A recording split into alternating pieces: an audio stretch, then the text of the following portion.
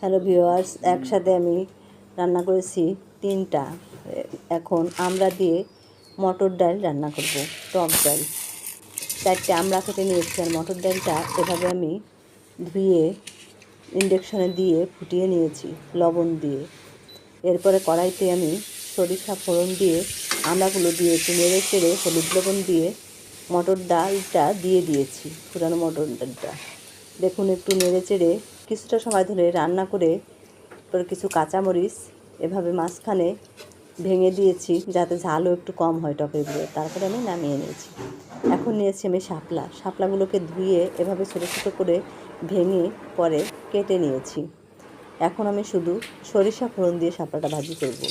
তেল দিয়ে আধা চা চামচ সরিষা দিয়েছি। সরিষাটা একটু ফুটে উঠলে আমি দিয়েছি কিছু কাঁচামরিচ, আর আগে থেকে কেটে রাখা শাপলাগুলোকে দিয়ে একটু নেড়ে চেড়ে নেব। লবণটা আমি একটু পরে দেবো, কারণ লবণটা দিলে অনেকটা জল গলবে। তাই একটু নেড়ে চেড়ে নিয়ে হলুদটা দিয়ে নেড়ে চেড়ে নিয়ে এরপর আমি লবণটা দিয়ে দিয়েছি।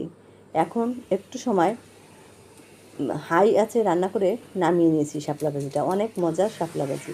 এখন নিয়েছি আমি কিছুটা বেগুনগুলোকে এভাবে ধুয়ে আমি ভালো করে গোল গোল করে কেটে নিয়েছি। সুন্দর করে বেগুনগুলোকে কেটে একটু এঁচে দিয়ে ভালো করে হলুদ লবণ মাখিয়ে রেখেছিলাম কিছুটা সময়, যাতে তেলটা আমার কম খায়। দেখুন, মেখে রেখেছি। এরপরে কড়াইতে তেল গরম করে আমি বেগুনগুলোকে দিয়ে দিয়েছি।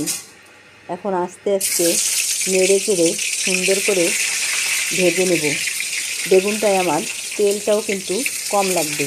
অনেকটা তেল দিয়ে দিয়েছি, কিন্তু তেলটা আমার থেকেই যাবে। দেখুন, এভাবে তেলটা কিন্তু রয়েই গেছে ভিতরে, তেমন তেল আমার ঢুকে নেই।